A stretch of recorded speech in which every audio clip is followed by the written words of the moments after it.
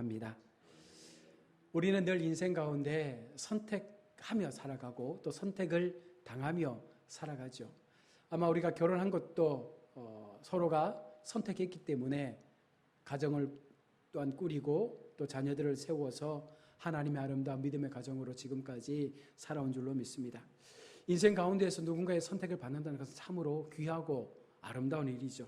물론 어떤 선택이냐에 따라서 다를 수 있겠지만 좋은 선택이라면 아마 그 선택에서 배제되기보다는 내가 그 선택의 중심에 서는 것이 어쩌면 큰 복이 되는 줄로 믿습니다. 구약의 이야기는요, 하나님의 선택의 이야기라고도 말할 수 있습니다. 하나님은 아브라함과 모세를 선택하여 그 이야기를 시작합니다. 그리고 구약 이스라엘 백성도 선택해서 하나님은 그 이야기로 오늘 우리에게 어떻게 하나님의 구원이 전개되었는지를 말씀하고 있습니다. 성경이 말씀하고 있는 이 선택은요, 바로 구원의 주도권이 하나님에게 있다라는 것을 말씀하고 있는 것입니다. 그런데 이것이 그렇게 간단한 문제가 아니다라는 것이죠. 왜입니까? 늘 세상은 하나님이 말씀하시는 이 선택이 무의미한 것처럼 진행되어진다라고 믿기 때문입니다. 어느 누구도 하나님의 선택에 대해서 그것을 인정하려고 하지 않는다는 것이죠. 왜냐하면 내가 주인 되어 살아가기 때문에 나의 선택이 중요하고 내가 지금 현재 살고 있는 나의 삶의 부분 속에서 내가 누리고 내가 받아야 할 것들이 훨씬 더 중요하기 때문에 하나님의 선택보다는 내가 더 중요한 것입니다. 자, 그럼 왜 하나님은 선택의 방식으로 구원을 이루어 가실까요? 구약에서부터 지금까지 왜 하나님은 하나님의 선택된 백성들만을 구원하시고 그 구원의 반열에 세우셨습니까? 인간이 생각하는 것처럼 예수님을 보내신 이후에 예수님을 믿으라, 그리하면 구원을 받으리라, 그렇게 선언하시고 누구든지 예수 믿으면 구원받을 수 있도록 해주시면 좋겠는데 그렇게 하지 않는 이유가 뭘까요? 수많은 인류 속에 왜 하나님은 택정함을 받은 사람들에게만 이 구원의 은혜를 베풀어 주시는 걸까요? 문제는 그렇게 간단하지 않다는 것입니다. 무엇이 문제입니까? 세상 사람들은요, 오늘 예수님을 보내어주신 그 하나님의 사랑을 기억하기보다는, 다시 말해서 보내어주신 그 예수님을 믿기보다는 다른 예수를 믿으려고 한다는 것입니다. 세상이 원하는 예수는요, 자신에게 복을 줄 수 있는, 좀 달리 말해서 기능으로서 예수를 원한다는 거예요.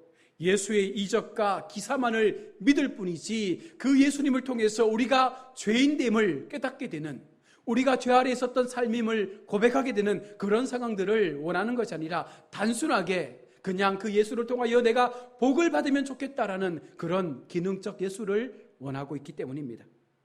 그런데 세상에 오신 예수님은요, 자기 백성을 죄에서 건지시기 위해서 오신 예수님이라는 사실입니다. 세상이 원하는 것에는 관심이 없는 분이 바로 예수님이죠.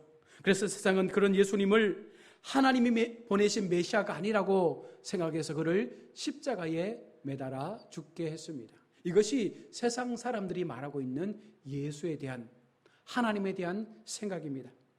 하나님은 자기 백성을 택하시고 그들로 하여금 세상에서 복받은 자로 살아가는 것보다 더 중대한 문제가 있음을 바라보게 하시고 그 문제를 위해 예수님을 보내셨고, 그분을 통하여 우리의 죄 문제가 고백되어지고 우리의 죄상이 주님 앞에 낱낱이 깨닫게 되어졌을 때에 그것을 인정하고 그것을 온전히 맡겨드릴 수 있을 때 바로 그제서야 우리는 구원의 자리에 이를 수가 있는 것입니다.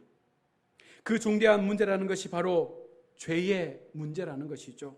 세상의 복을 위해 예수님이 오신 것이 아니라 바로 우리의 죄 문제를 해결하시기 위해서 오신 참되신 그 예수님을 믿어야지만 우리가 구원에 이를 수 있다는 것입니다. 그러므로 자신의 죄를 보지 않는 사람에게 십자가에 달리신 예수 그리스도를 그들은 인정할 리가 없다는 거죠. 자신의 실상을 보지 못하는 사람들은 하나님의 사랑조차도, 그 은총조차도 그들은 전혀 깨달을 수가 없다는 것입니다. 오히려 인간의 죄에 대해서 언급하지 않고 다만 열심만 보이면 복을 주겠다라는 그 다른 예수를 믿는 것이 더 그들 속에 인기가 많아진 것입니다. 세상은 온통 이런 예수에게로 몰려들고 있죠. 교회 속에 어떤 예수가 힘을 발휘합니까? 오늘날 세상 가운데 어떤 예수가 많은 사람들로부터 인정받는 자리에 세워지고 있습니까? 말씀의 강단에서 죄를 지적하고 심판을 이야기하고 말세의 때를 이야기하고 오늘 우리의 삶을 돌아보라고 말하면서 정작 하나님 앞에 우리가 어떤 존재인지에 대하여 말씀하면 세상 사람들은 혹여나 예수를 믿는 사람들도 그 말씀을 듣기를 거부하고 그 말씀에 언짢아하는 심경을 나타낼 때가 있습니다. 계속적으로 복을 선포해야 되고 모든 것이 잘 될 것이라는 희망의 메시지를 주면서 우리의 마음 가운데 좋은 것들을 심어주는 그와 같은 강단이 오히려 인기가 있는 그런 시대가 되어졌습니다. 결코 이것은요, 오늘날 믿는 자와 믿지 않는 자를 구별하는 분명한 기준이 되어진 것이죠. 자신의 죄를 바라보는 사람들은 자신의 그 죄에서 건져주실 분을 기다리며 소망하며 살아가지만 그렇지 못한 사람들은요, 오늘 하루를 살다가 죽는 것처럼 그렇게 나방이 불 속에 뛰어드는 것처럼 우리는 그렇게 죄 속에 살다가 죽게 되고 마는 것입니다. 오늘 5절을 보십시오. 그 후에 이스라엘 자손이 돌아와서 그들의 하나님 여호와와 그들의 왕 다윗을 찾고 마지막 날에는 여호와를 경외함으로 여호와와 그의 은총으로 나아가리라 라고 말씀합니다.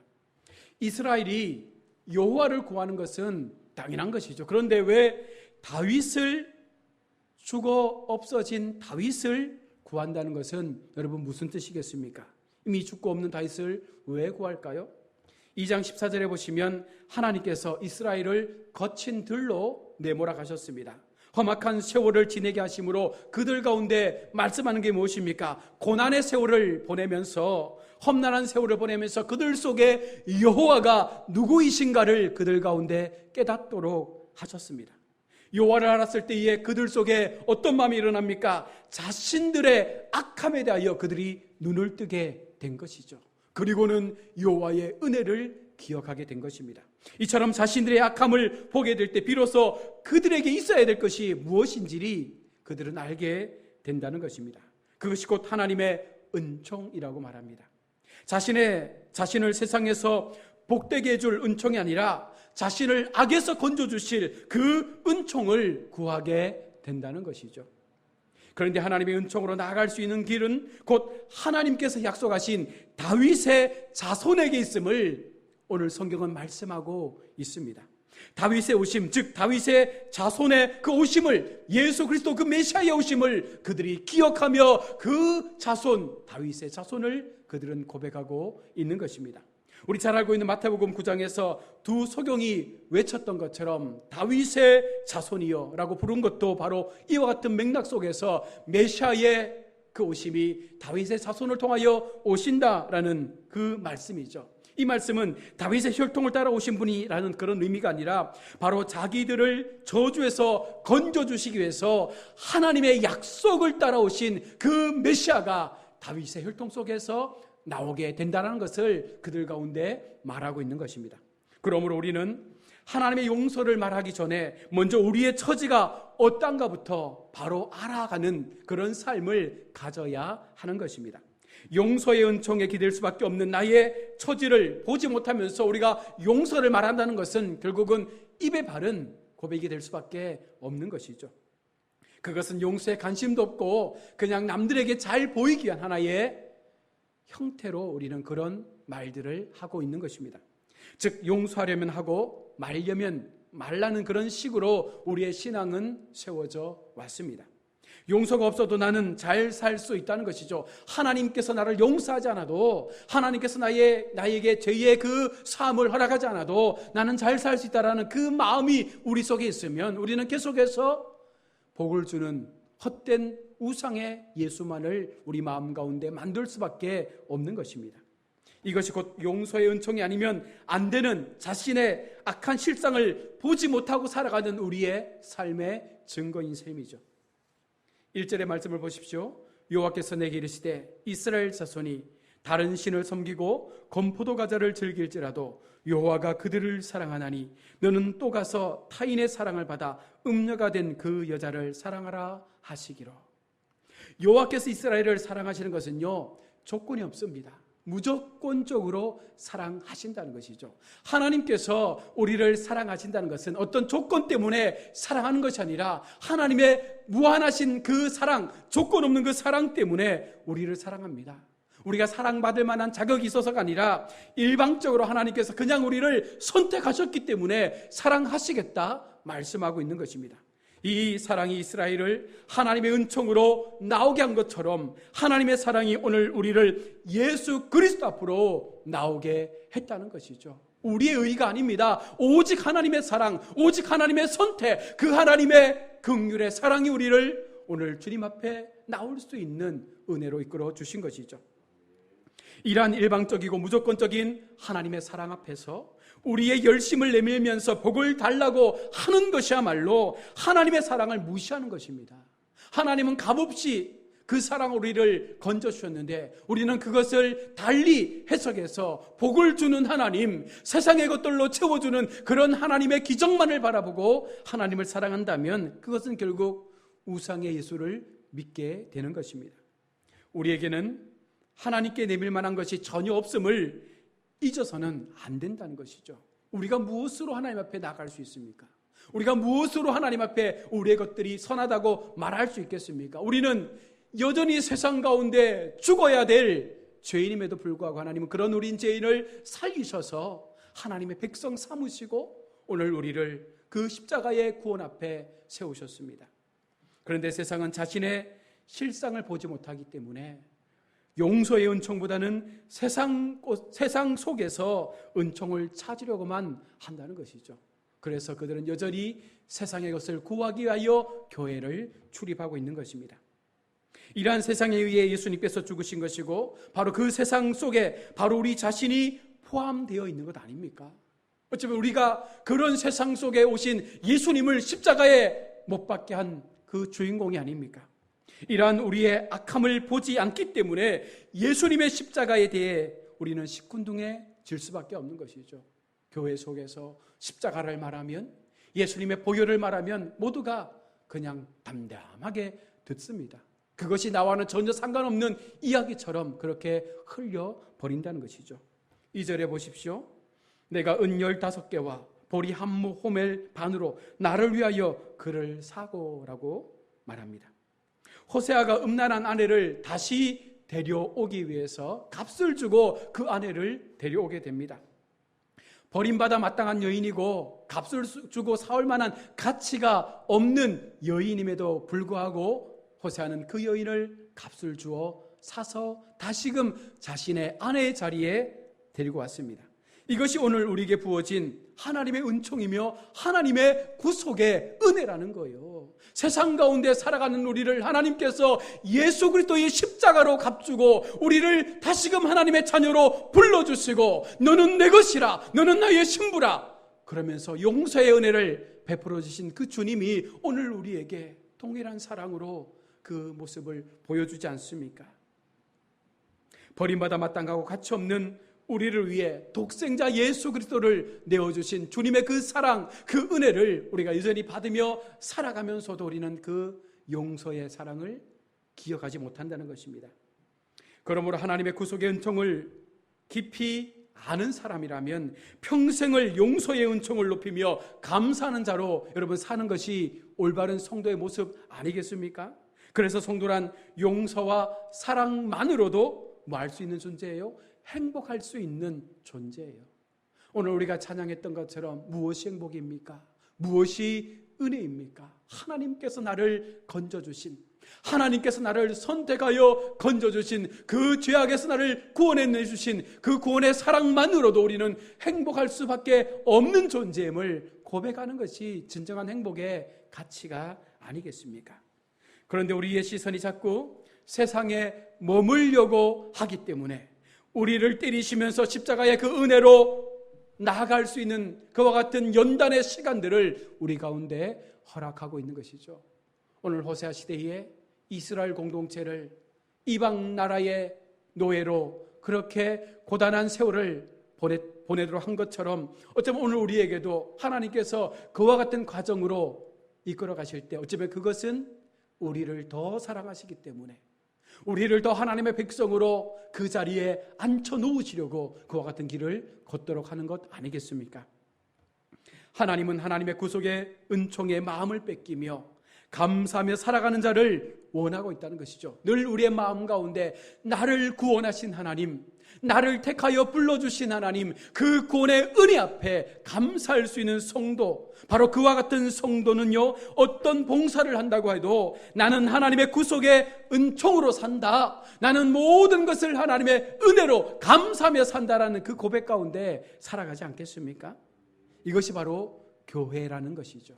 바로 이것이 교회 공동체 속에 흘러내려가야 할 바로 하나님의 은총에 대한 노래가 끊임없이 퍼져가야 될 교회의 사명이며 성도의 모습이라고 오늘 성경은 말씀하고 있는 것입니다. 바로 이와 같은 모임 속에 있는 성도를 통하여, 이와 같은 모임 속에 있는 교회를 통하여 어떤 열매를 맺을 수 있습니까? 우리의 구원은 전적인 하나님의 은혜에 속한 것입니다. 이러한 하나님의 주권적인 선택을 바라보면서 우리는 더 이상 부정하거나 부당하다라고 말하거나 공평하지 않다라고 외치는 것이 아니라 오히려 이 모든 것이 하나님의 은혜로 감사하며 공평하며 이것이 하나님께서 내게 주신 가장 합당한 삶임을 인정하는 믿음의 고백을 드리게 되는 것이죠. 그런 사람들은 모든 것에 감사하는 열매를 맺게 되는 것입니다. 우리가 지난 주간 맥주 감사주의를 보내며 전반기의 삶을 돌아보았습니다. 후반기에도 어쩌면 하나님은 우리에게 동일하게 동행해 주시고 동일한 사랑으로 우리를 붙잡아 주시고 그 은혜 속에서 우리를 하나님의 걸음으로 인도해 주실 것입니다. 하나님의 용서와 그 긍휼의 은혜를 아는 사람들은요, 더 많은 감사의 제목으로, 더 많은 감사의 조건으로 하나님 앞에 자신의 모든 것들을 내어 맡길 것입니다. 하나님의 선택을 통해 하나님의 그 주권을 바라보고 우리는 나를 선택하여 주신 하나님 앞에 더 감사하며 아직 구원받지 못한 자들을 향하여 우리의 구원의 입술을 벌려서 그들을 계속적으로 하나님의 백성이 되도록 그렇게 이끌어가기 위한 하나님의 삶을 살아가는 것이 우리 속에 맺혀질 아름다운 구원의 열매, 은혜의 열매가 아니겠습니까? 그가 택함을 받은 백성이라면 반드시 복음을 받아들이게 될 것입니다. 그때가 언제인지 알 수 없지만 하나님은 너는 말씀을 전파하라, 때를 얻든지 못 얻든지 항상 힘쓰라고 말씀하신 것처럼 우리는 지속적으로 복음을 전하며 그 명령 앞에 순종하며 나를 구원하신 하나님께서 또 다른 하나님의 선택한 하나님의 사람들을 구원하시기 위하여 나에게도 그 구원의 입술을 열도록 하신 하나님의 그 사랑을 기억하며 우리는 여전히 그 길을 걸어가야 한다는 것입니다.